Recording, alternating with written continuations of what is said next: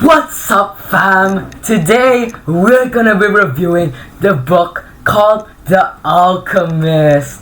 So today this will be our second vlog talking about The Alchemist. Today I'm here with Stargate 089, or missing a name, otherwise known as Jason Sudarsono. And I'm here with Seaman Nemo, aka Nemo, aka Owen Sebastian Simon. And we're here to rant, or probably rant about the book's contents. So, Yes. I want to do a little recap before we get into our vid, fam.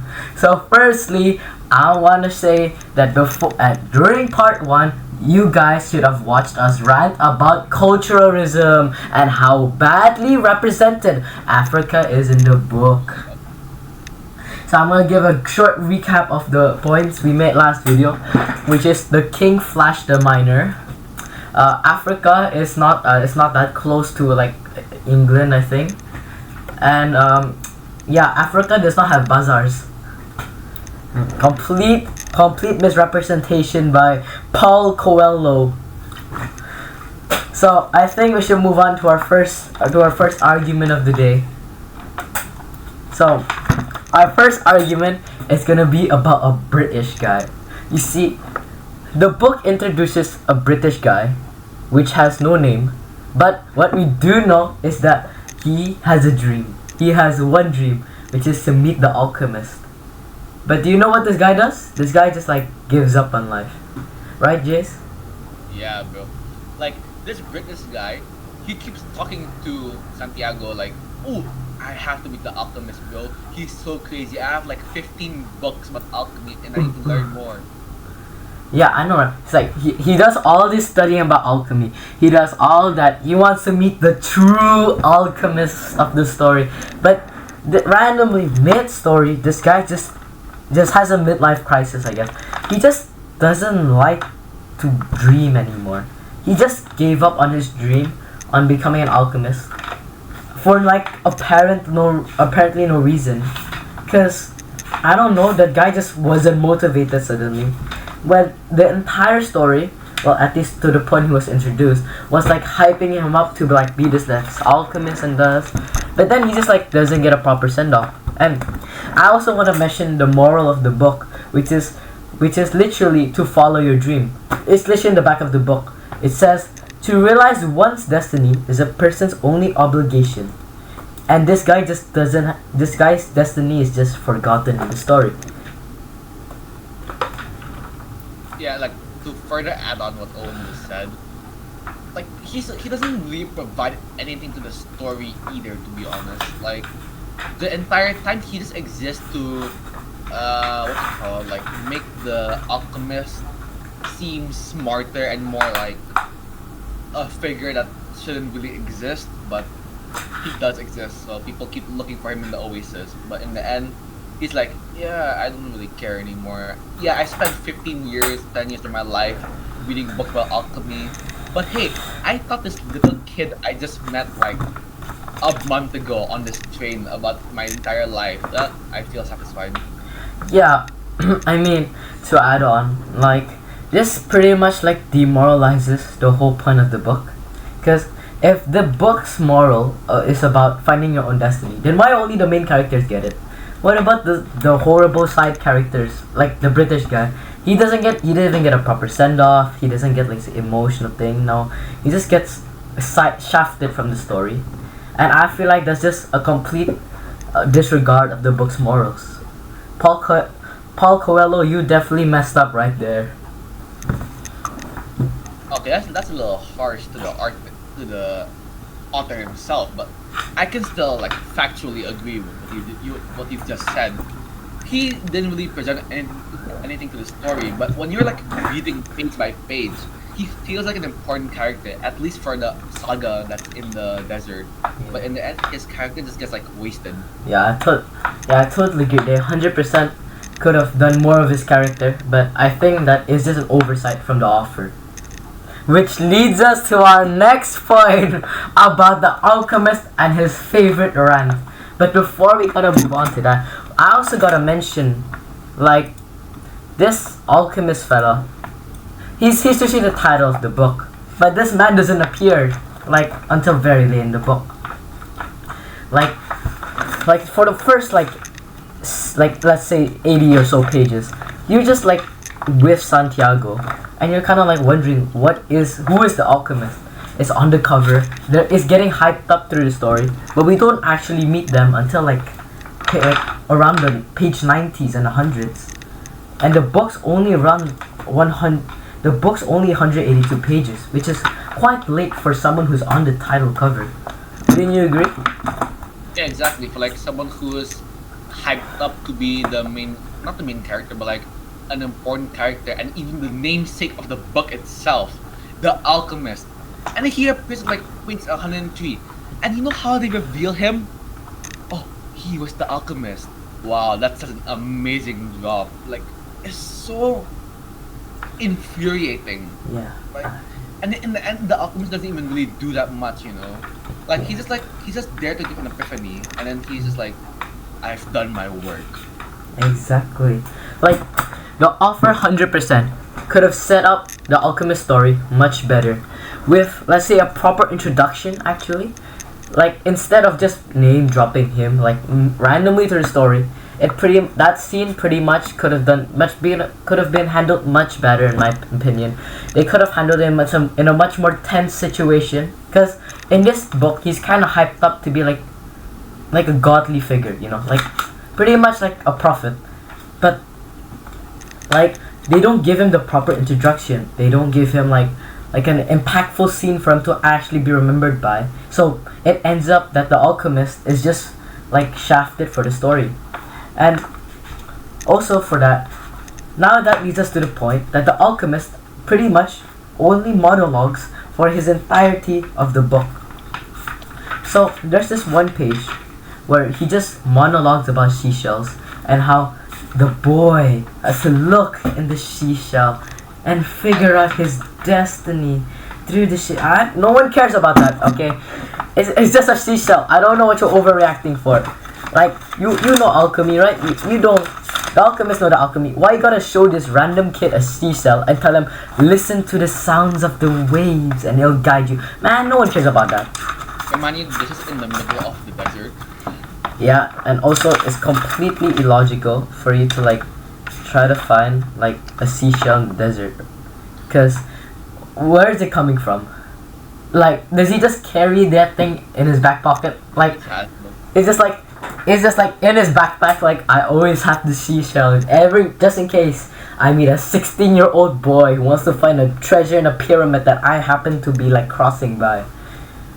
Like, it's such an illogical thing. The offer, like, even if like it was on the ground and the alchemist just happened to pick it up, where is it? Where did it come from, huh? Like, a tsunami came here like 3 years ago and the seashell just happened to be there. Completely logical and complete oversight from the author. Although I want to add that his introduction is actually kind of cool, but not really. I mean, like, he comes in saying something along the lines of, "Who dares read the flight of the birds?" Then Santiago's like, "I do." Yeah. And then he's like, "Oh yeah," and he puts a sword to Santiago's forehead, and then like, it drips blood. It's like, "I was testing your courage." And then, "Where do you live?" That way, bye bye. Yeah, exactly. Like, I mean, it's not a bad introduction, but like it could have been handled so much better, I feel. yeah, I will agree with you. Yeah, it is a cool introduction, but what I'm saying is that it's not an impactful one. For someone who's built up in the story, for him not to have an impactful introduction feels like an oversight.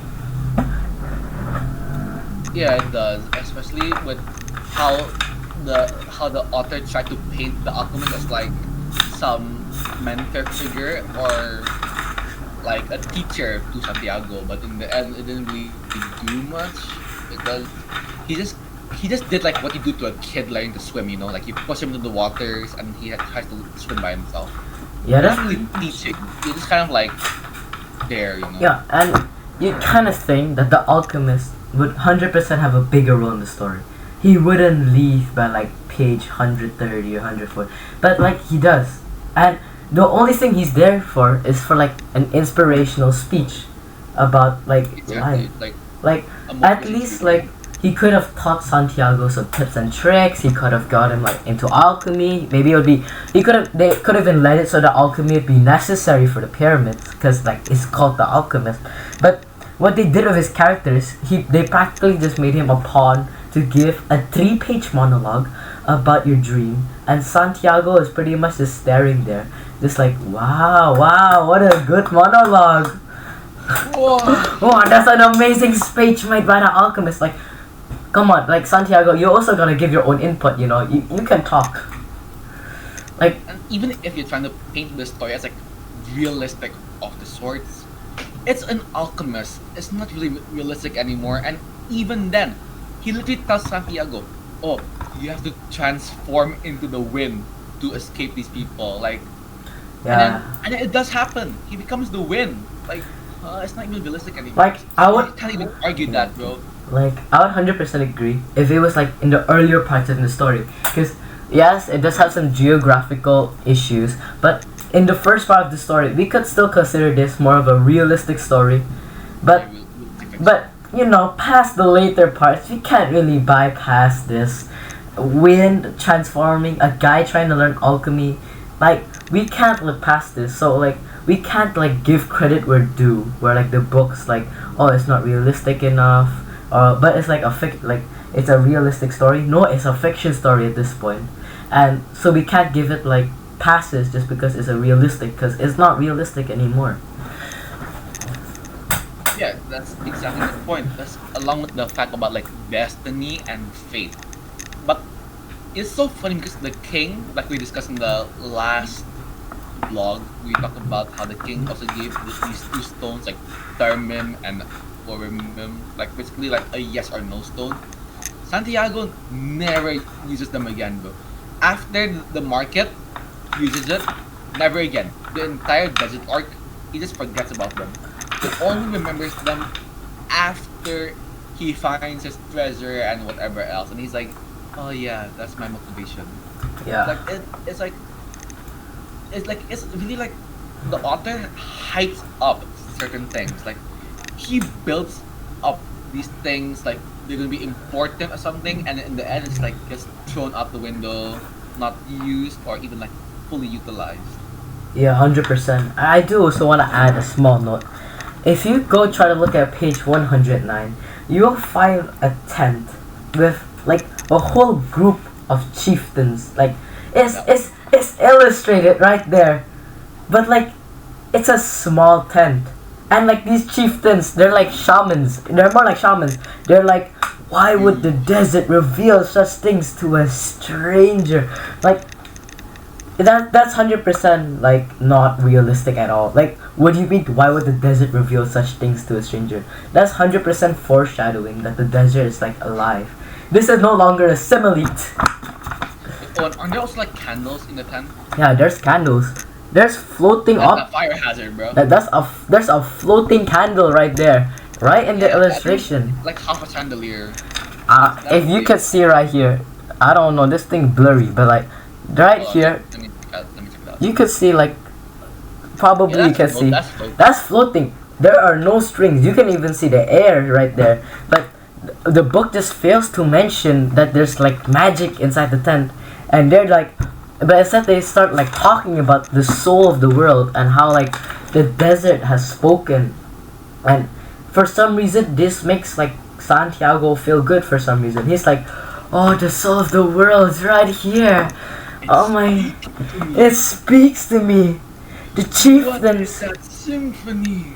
Oh yes, the chieftains. They're talking into me. Like, how is that a motivation scene? They're talking about the soul of the world, and they're talking. They're even talking in an Arabic. They're talking in an Arabic dialect that the boy didn't understand, and that's a Well, quote from. he did learn Arabic in his time in as like a year in the Yeah, Crystal but- Merchant, but even then he shouldn't be that No. fluent to I understand. want to mention that the book specifically says, and I quote, they spoke in an Arabic dialect that the boy did not understand. So, But he understood it because it's the soul of is the world. soul of the world. Nah, And right after that, a few sentences after, suddenly the boy felt better. How do you feel better about people not talking your language? How does that make sense in any way?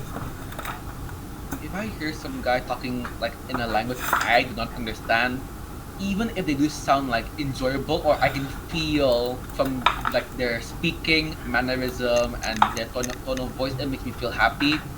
That's not really how it works. You won't feel better, especially Santiago, because he's in a place that he doesn't know. He is into the desert. He's never been here before, and That's somehow he's just feeling comfy. Like, exactly that's exactly my point. And like we don't know. We don't know what this guy did. We don't know like why these chieftains are there. They're just there. They don't get any like background information pretty much. We don't get like any like reasoning why they can talk to the desert. I guess they just talk to the desert every now and then. Like every like couple of days they're just like, "Hey, what's up, desert? I'm here." Like yeah, mm, yeah, like the background or the world building in general isn't really that what's it called, like yeah. pronounced. Especially with the chieftains, they feel like they're just there to push the plot forward rather than being an actual character with depth. Like Now I get like not every character needs to have all these depth, have all of like this character story. But with like the chieftains, at least we see them multiple times. They're also kind of a pivotal point in some of the decisions Santiago makes. So I feel like it would be better if some of them had like more mm, important points in the plot. like I will give credit where credit's due. The author does actually develop his main characters quite well. But what he fails to realize is that the side characters also need development in his story. Like the Englishman. Even page 120, page 100 he was building damn furnaces, and you know what they do? They let him go away. Like 100% the character development for side characters could have been better, but I also want to give credit to the development of the main characters, because he does develop the main characters quite well. But I think what he's lacking right now is that he fails to give attention to side characters, which is quite a pivotal thing when you're an author. Or even just like the general world, because when you read a book you want to get immersed into the story, into the world, into the characters, and like how everything works in that world. But if you don't build these side characters, you don't build these backgrounds, even if you do like a historic fiction using the earth as a background, using Africa, like real life locations, even still you can't really get immersed into it if all these different discrepancies happen. Yeah, exactly. Like, you wanna, even if they're just side characters, they may only be there for what, like 2 chapters. You still wanna feel connection to them, cause like, at the end of the day, you can still feel for a side character. A side character can still become your favorite character at the end of the day. They can still be the best developed character. It doesn't always have to be the main character that gets the screen time. You can give attention to side characters as well. Yeah, that's actually a true thing though, Owen. In a lot of books, movies, TV shows, and etc., a lot of side characters are actually more popular than the actual main characters, and this is because their plot and story has actually been developed. And for a character like the alchemist, who at this point is basically a side character, even though he's the literal namesake of the book, he isn't built that well or really explained. And also, the book previously mentions about the elixir of immortality and the philosopher's stone, two like general things that comes to mind when you talk about alchemy. It was mentioned like once or twice, and then just completely forgotten about in return for talking about the personal legends and dreams. And it's like, why mention it in the first place? You know? Yeah, exactly. But I think before this thing gets a little too long, I think we should wrap it up a bit.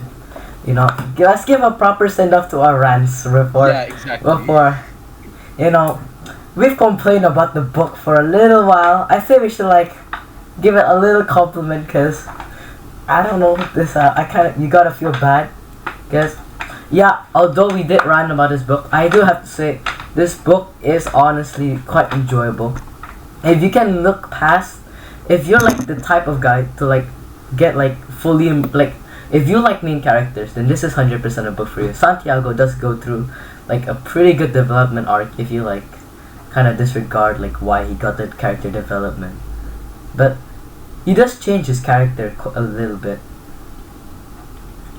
Yeah, he does learn from his mistakes, and Yeah. you can see his character evolve from going from this what do you call it?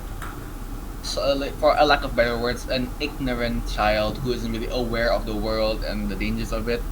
He went through his own problems, Mm-hmm. mistakes. He learned from them and then moved on. Like the thief in the bazaar, he got robbed from, and he learned that he can't trust everyone in this Mhm. world. He learned about the wars and then all that. The alchemist also did teach him some things though, so I'll give props to that Oh, as well on the fact that he was able to give life lessons and all that. But in the end, like what we've been saying this entire time, Mhm. he's just been reduced from this amazing alchemist who's supposed to be this like extremely powerful character to just a motivational speaker. Yeah, exactly. And I think this is a good place to end our vlog, fam. So if you haven't hit that subscribe button, hit that like button, and commented on my video, Video. you better turn on notifications as well. As we're gonna sign off. This is Stargate 089 signing off. So same as. So I will complain about the romance and the garbage ending. Look forward to that, as we mentioned how this book has romance, but even though you can't notice it. Signing off. Bye bye.